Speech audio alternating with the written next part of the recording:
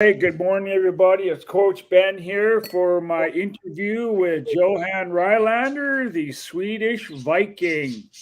This morning, he's going to share a little bit about how it's not only females that get abused, males also get abused out there. He has had some experience from the past, and he's going to share that with us. A little bit about that story, and then he's going to explain where it has led him. He's actually going to be writing a book. So, without any further ado, I will introduce you to him. Here he is, the Swedish Viking himself, Johan. Take her away, buddy. Hello, everyone. It's really nice to be here. Thank you for having me, Ben. This is a great opportunity for me to lift an issue that has been far too long in the land of the shadows, in the darkness.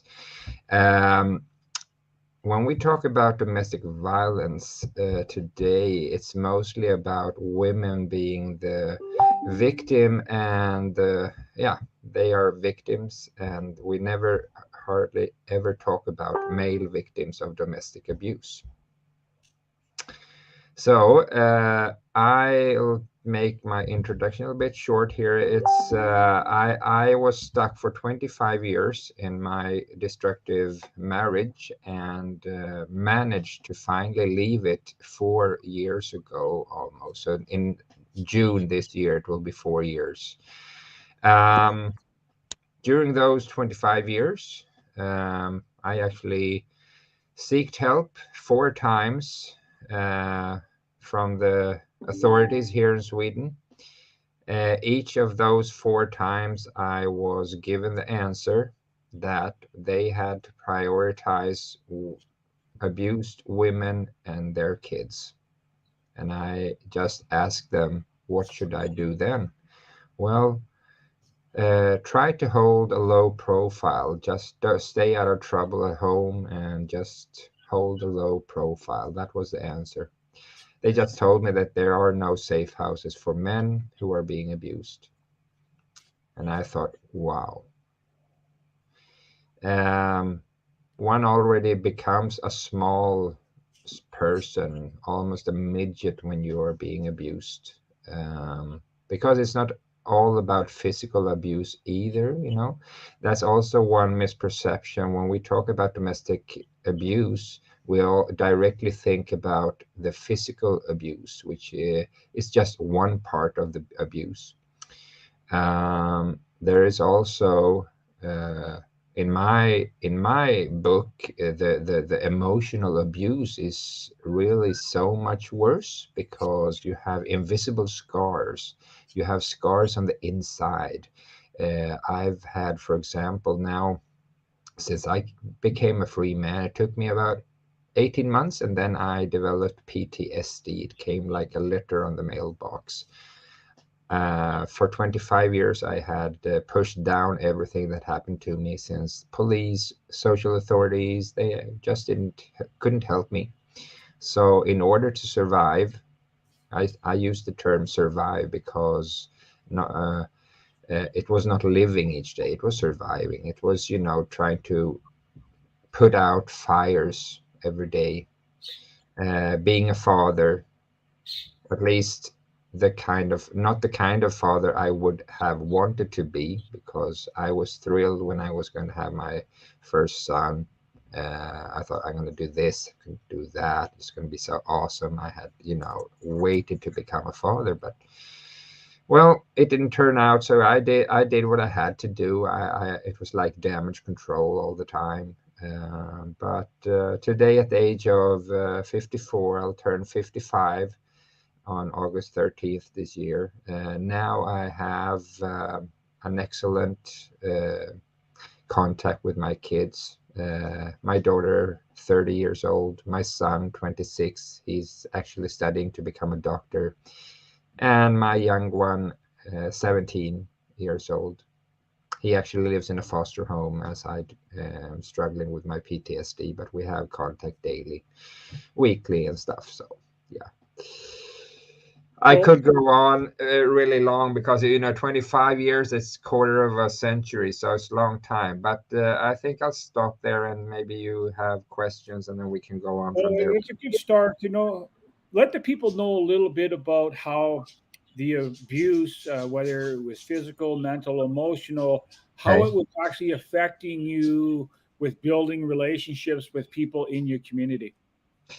Well, as I said, the domestic abuse. There are so many different types of abuse: the emotional one, the economic one, abuse. I'm today, for example, stuck with debts that I have to fix. Not because because of her actually, and she would break. She in total she broke five of these eyeglasses, which I don't see without them. Um, and of course, these things affect you as a person, especially the longer you're stuck with this, the longer the more deep inside of your personality it gets. Yeah. So one kind of loses this ability to believe in persons. I from the beginning, I was a very shy person until I was 18. I've been they call it HSP, a high sensitive person. That's me. I'm a high empath. So, um, well, I've become not less empathic, but I have become a person who thinks once or twice or even three times before taking on new friends or whatever. I'm a social guy still. I've like the Viking said, don't waste time looking back. You're not going that way. I try not to look back more, at least on the bad parts of it, because that only doesn't lead me anywhere. But what I do use my past to is that today I'm a Viking mindset coach. I coach people to find their lost confidence. I try to build up sort of a balance between masculine and feminine energies that we all human beings have. My masculine energies were pushed down by my perpetrator, and she would make it impossible for me to take action in stuff that I wanted to do. Um, so about finding a new partner, that is not something that I see coming in a very near future or so. Obviously, because when I met my ex-wife, she was my dream. She showed up like a passionate person, a very nice. She was the woman of my dreams, and look how it ended up. So I think that um, I I usually never use the word never, and don't today either. But I see it very difficult that I will find another partner, or at least live with someone. I might find, get together with a woman, or just to be like, see one another. But yeah, that So will also be in the So let future. the people know a little bit about the difficulties you had overcoming it and exactly where it's taking you after you've overcame the abuse. Yeah, it was pretty difficult. As I said in the beginning, I asked for help four times, and it was pretty much settling down to feel that, well, there is no way out of this.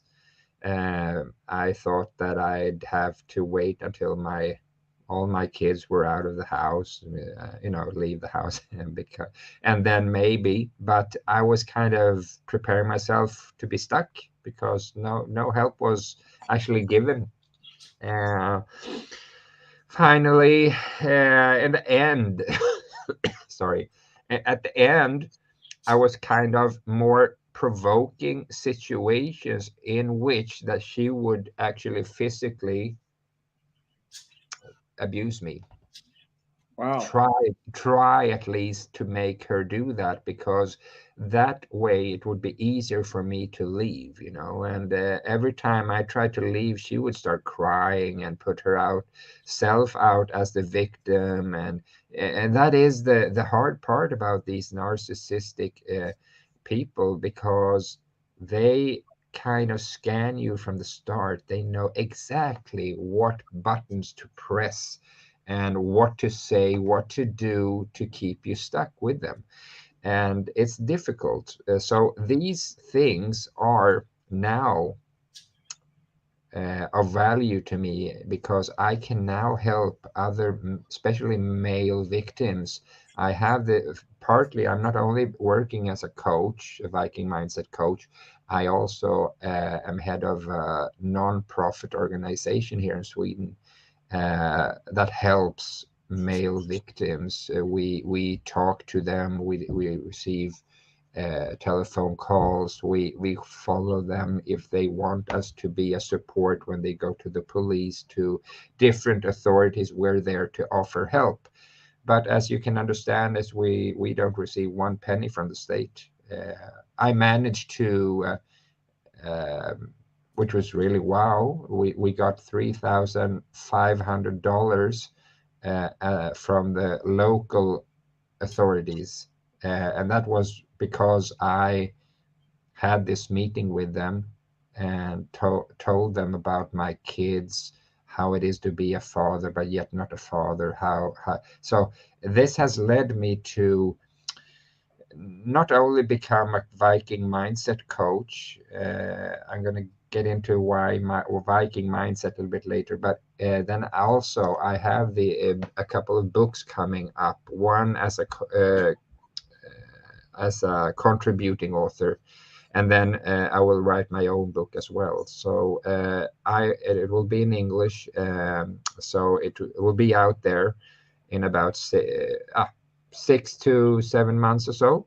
Uh, I want to write a book which will be like a handbook, like a little bit about my story, about what I've been through, obviously. I will not really go out there and present details of abuse, because that has no really, just more about talking that there are different kinds of abuse, and maybe talk about the emotional abuse, which is much more serious. And I usually call um, I've been a victim of sophisticated violence. Sophisticated violence. What I mean with that is that most women, I say most women here because they have as most people talk about male perpetrators, right? Everybody knows that men hits abuse women in different forms, but nobody really knows that these women are actually doing the same thing, and they do it in a sophisticated way that it won't be noticed, and they do it by using emotional abuse much more maybe than men towards women. So it is, there are some differences, but there are also so many similarities. And I want to be do you say use the word advocate here?